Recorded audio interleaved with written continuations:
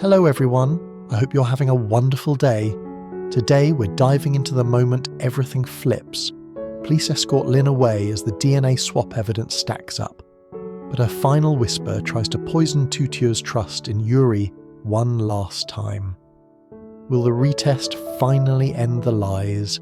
And can Uri keep Tutier's heart from breaking again? If you enjoy the story, don't forget to hit subscribe so you won't miss the next episode. The hospital corridor was still cold, still buzzing with that aftershock energy, like everyone had just survived something, but nobody could agree on what it was. Tutier stood beside Mrs. Land's wheelchair, her fingers curled tight around the blanket. Mrs. Land's face looked pale under the fluorescent lights, eyes half closed like she wanted to disappear into sleep, and across from them, Lynn stood perfectly composed. Pink vest, neat hair, a soft expression she wore like armour. But Uri didn't look at Lynn the way people looked at family. He looked at her the way you look at a door you finally realised is locked from the inside. Uri stepped close to Tutier and lowered his voice. "Stay here with Auntie," he whispered. "Don't let anyone move her. If Lynn tries to take her away, you tell Dr. Han immediately." Tutier's eyes shimmered. "Uri, please don't go alone." "I'm not going anywhere alone," he said, firm, and then even firmer. "And I'm not leaving you. Not now, not ever." That sentence landed in Tutier's chest like a warm stone. Real, heavy, grounding. Uri turned toward Mrs. Ngia, who was still nearby, surrounded by hospital supervisors. Her presence made people stand straighter, speak softer. She was power wrapped in restraint.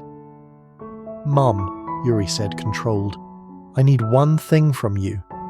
Mrs. Ngia's gaze sharpened. "You're in no position to demand anything." "I'm not demanding," Uri replied. "I'm asking you to protect the hospital the right way." That got her attention. Uri lifted his phone. "We have a chain of custody breach. Seal number changed. A fixer with Lynn saved as priority on his phone, and a security gate dropped right as the real cooler moved out." Lynn's lips curved into that patient smile.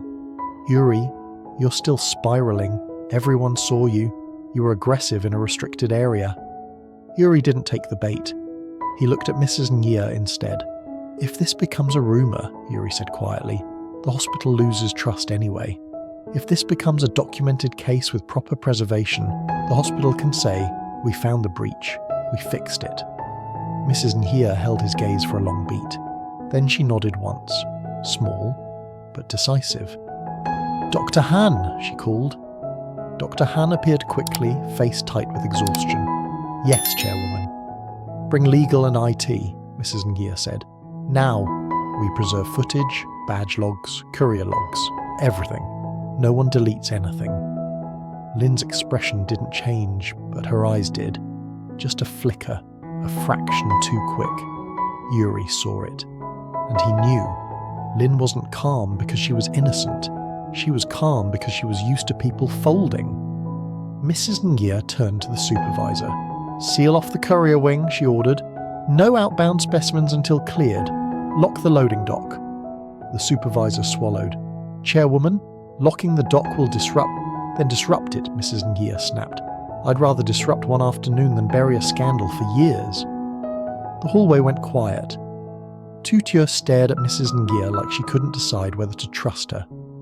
Uri moved back to Tutier, placing himself subtly in front of her, like a shield. Lynn took one step forward, voice sweet enough to make strangers believe her. "Tutier," Lynn said softly, "you should let your mother rest. This stress is dangerous for her.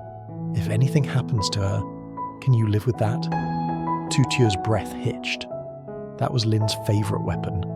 Guilt wrapped as concern. Uri's voice cut in, flat and sharp. "Don't do that," Lynn blinked, innocent. "Do what?" "Use her mother to silence her," Uri said. Lynn's smile thinned.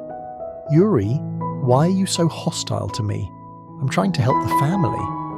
"You're trying to control the family," Uri replied.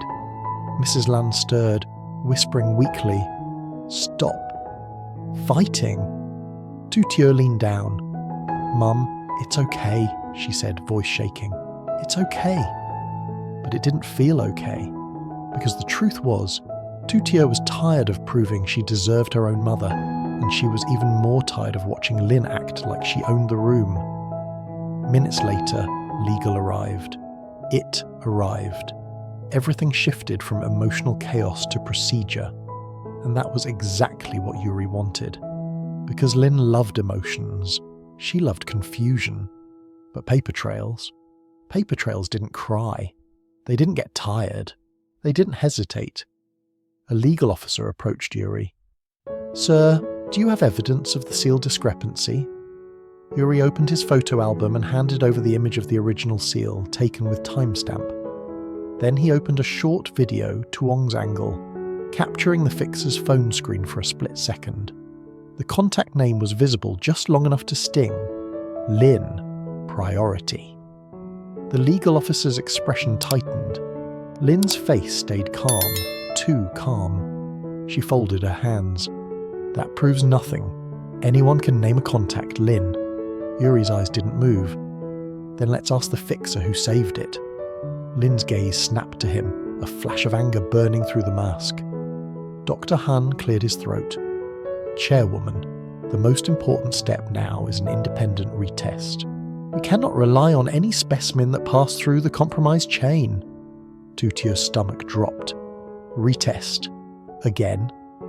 Dr. Han nodded gently. "Yes, but this time we do it properly. Witnessed, documented. No courier wing, no private handling." Mrs. Lan's eyes opened slightly confused. "Again?" Tieu held her mother's hand tighter. "Mum, please, one more time. Just one more time, so nobody can lie anymore." Mrs. Lan looked at Tieu for a long moment, and for the first time in a long time, her gaze softened. She didn't speak, but she nodded. It was small, weak, but it was a yes. Lynn stepped forward quickly. "Mrs. Lan, you're exhausted. You don't need to do this right now. Your health matters more than—" Uri cut her off. "Her health matters. That's why we end the lies." Lynn's lips trembled. "You keep calling it lies like you're certain." Uri's voice lowered. "I am." Dr. Han prepared the new kit. Legal and a nurse witnessed it. Mrs. Nahia watched like a hawk, and as the process began, Lynn stood still, too still, like someone calculating their exits. Gawk, bruised and pale, stepped out from the side with Tuong. He had been quiet for so long, people almost forgot he existed. But when he spoke, the corridor seemed to inhale. "I'll testify," Gawk said, voice hoarse. Lynn's head turned sharply. "Gawk, don't be ridiculous." Gawk flinched at her tone, then forced himself to continue. "She threatened me. She demanded receipts. She told me to keep Uri away. She said if Uri found out, she'd destroy him." Tutier's breath caught. Uri's jaw tightened. "Say it clearly, Gawk. For legal." Gawk swallowed hard. Lynn arranged the swap. She had someone in logistics. She said it was safe because nobody dares challenge the system in a hospital. Lynn's voice snapped. "You're lying!" Gawk's eyes filled with panic, and then with something else. Resolve. "I'm done," he whispered. "You used me. You used Mrs. Lan. You used Tieu, and you tried to use Uri too." That last line hit Lynn like a slap, because it named the truth she hated most. Uri had never been hers. Lynn's face tightened, losing softness. "Uri," she said, voice shaking now with real emotion, "is this what you want? To ruin me?" Uri's voice didn't rise. "You ruined yourself the moment you decided Tieu didn't deserve anything she had." Lynn's eyes glistened, and for a second she looked like she might cry. But it wasn't grief, it was fury. She leaned closer, lowering her voice like she was giving Uri one last chance. "I did everything because I—" Lynn stopped herself, swallowed the confession before it became visible. Then she switched tactics. "Because Tieu doesn't appreciate you the way she should. She doubts you. She drags you into trouble." Uri's eyes went colder. "Don't talk about her like that."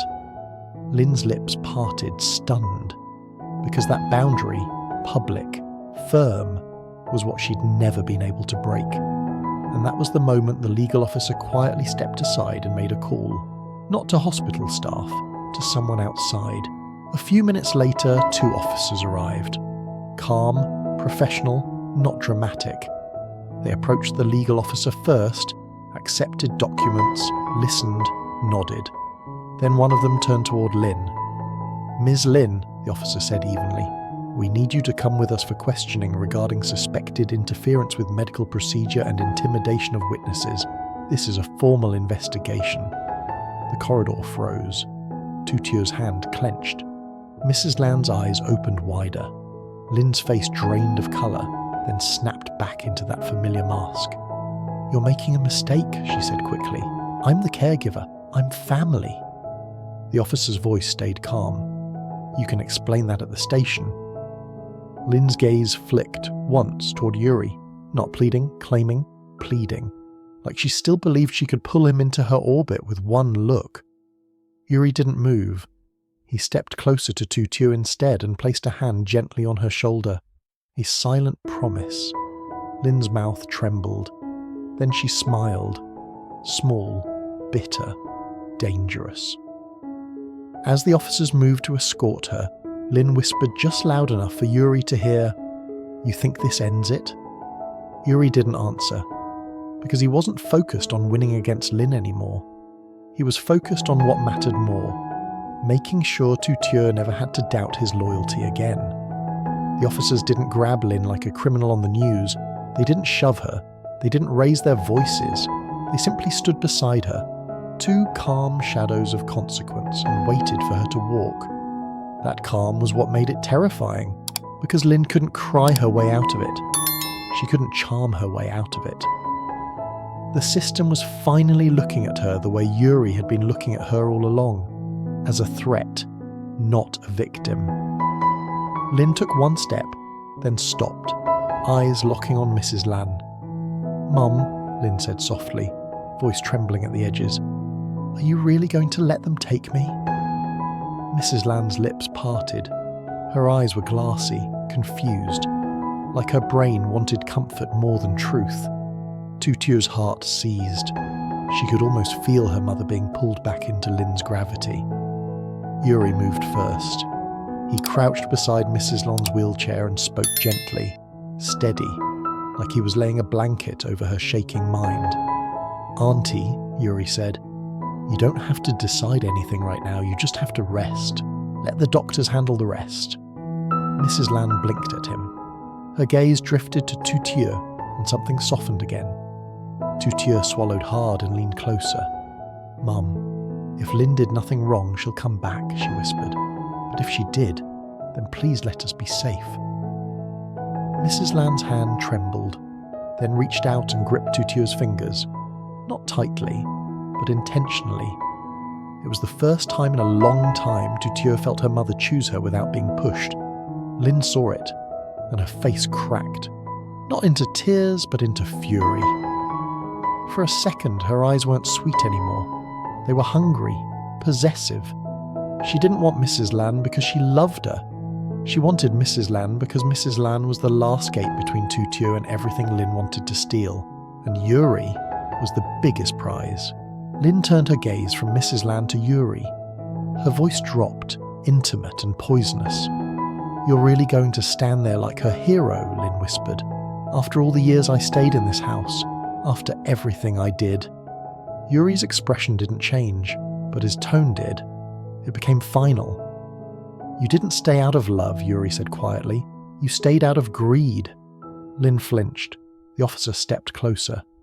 "Ms. Lynn, please." Lynn inhaled slowly. Then she straightened her shoulders, smoothing her vest like she was walking into a meeting, not an investigation. As she passed Tieu, she paused again, eyes glittering. "Tieu," Lynn said softly, sweetly, "be careful. When a man protects you too much, it's usually because he's hiding something." Tieu went still. Old fear tried to rise in her chest like smoke. Uri stepped in immediately, blocking Lynn's line of sight to Tieu. His voice was calm, but every word was steel. "Don't plant doubt," Uri said. "That's your only talent." Lynn's smile trembled, then hardened. "We'll see." The officers guided her away down the corridor, and with every step Lynn took, the air in the hallway changed, like someone had opened a window after years of stale breath. But Tieu didn't feel relief right away. She felt drained. Victory didn't taste sweet when it came after so much humiliation. Mrs. Ngia watched Lynn disappear, then turned to Uri with a look that was half warning, half reluctant respect. "This investigation will spread," she said quietly. "People will talk." Uri nodded. "Let them. At least they'll talk about the right person now." Mrs. Ngia's jaw tightened. She glanced at Tieu, then back at Uri. "You really chose her," she said, almost as if she couldn't believe it. Uri didn't hesitate. "Yes." Something shifted in Mrs. Ngia's eyes. Something like understanding mixed with fear. Because a mother with power still feared the one thing she couldn't control, her son's heart. Dr. Han approached with a nurse, and the new kit sealed properly, every step witnessed by legal. "Chairwoman," Dr. Han said, "we've completed the retest under independent supervision. The lab will process it immediately. Results will be delivered directly to you and to the patient's legal family representative." He paused and looked at Mrs. Lan. "Mrs. Lan, please rest. You've done enough for today." Mrs. Lan nodded weakly, eyelids fluttering. Tieu brushed a strand of hair from her mother's forehead and swallowed the tears burning in her throat. Uri moved beside her. Not in front this time. Beside. A partner, not a shield. He handed Tieu a bottle of water he'd grabbed earlier, twisting the cap off before she could struggle with it. Tieu's hands shook as she drank. Uri spoke softly. "Breathe." Tieu exhaled, then whispered, "I hate that I almost believed her." Uri didn't lecture. He didn't say, "I told you." He just said, "It's what she does. She waits for 1 minute of confusion and turns it into a lifetime of pain." Tieu swallowed. "And if she comes back? If she keeps doing this?" Uri's gaze stayed steady. "Then we keep choosing each other. Every time." Tieu stared at him like she needed to memorize the words. Uri's voice dropped lower. "I know you're scared," he said. "I know you saw my mother and Lynn and thought I was being pulled away." Tieu's throat tightened. It looked like it. Uri nodded. "I stepped back so they couldn't label you the problem. I stepped back so I could lock the evidence down. But I never stepped away from you." Tieu's eyes filled again. "Say it again." Uri didn't smile. He didn't flirt. He didn't soften it into something cute. He said it like a vow. "I will never leave you. I will never betray you." Tieu's shoulders finally broke, and a quiet sob slipped out. Not loud, not dramatic, just the sound of someone letting go of a fear she'd been carrying too long. Uri raised his hand, then hesitated, checking her face, giving her the choice. Tieu nodded. Uri pulled her gently into his chest, one hand resting between her shoulder blades like an anchor. It wasn't romance, it was shelter. Behind them, Mrs. Ngia watched the scene in silence, and for the first time she didn't interrupt. She didn't pull Uri away, she didn't remind him of reputation. Because she could see it now, clearer than any seal number or hospital log. This wasn't a fling. This wasn't rebellion. This was loyalty. A nurse came to wheel Mrs. Lan toward a quieter room. Tieu followed immediately, but her steps were calmer now. Uri walked beside her, matching her pace. He carried Mrs. Lan's small bag without being asked, adjusting the blanket when it slipped. Small actions, simple, life. And that was the point. Lynn's chaos had fed on drama, so Uri answered with steadiness.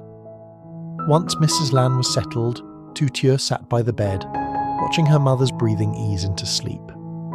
Uri remained standing a moment, then quietly pulled a chair closer, close enough that Tieu could feel him there without needing to look. Tieu finally whispered, "Do you think Mom will ever forgive me for everything?" Uri answered carefully. "Your mother doesn't need to forgive you," he said. "She needs to stop being afraid. Lynn used fear to control her. We replace it with safety." Tieu nodded slowly, eyes on her mother's face. A few minutes passed. Then Dr. Han returned, expression unreadable but serious. Mrs. Nye stepped forward. Doctor? Dr. Han lowered his voice. The lab has confirmed receipt of the retest under independent custody. The results will be available soon. This time, no one can interfere. Tutier's breath caught. Uri reached for her hand under the blanket. Quiet, hidden from the room, just theirs. Tieu squeezed back, and in that squeeze all the noise of Lynn's manipulation faded into something distant. Because the DNA drama wasn't ending with a scream. It was ending with something stronger. A documented truth. A mother finally protected. And a love that refused to be rewritten in just 1 minute. As the night settled, Tieu leaned her head slightly toward Uri. Not collapsing, not begging, just resting. Uri didn't move away. He stayed, exactly as promised.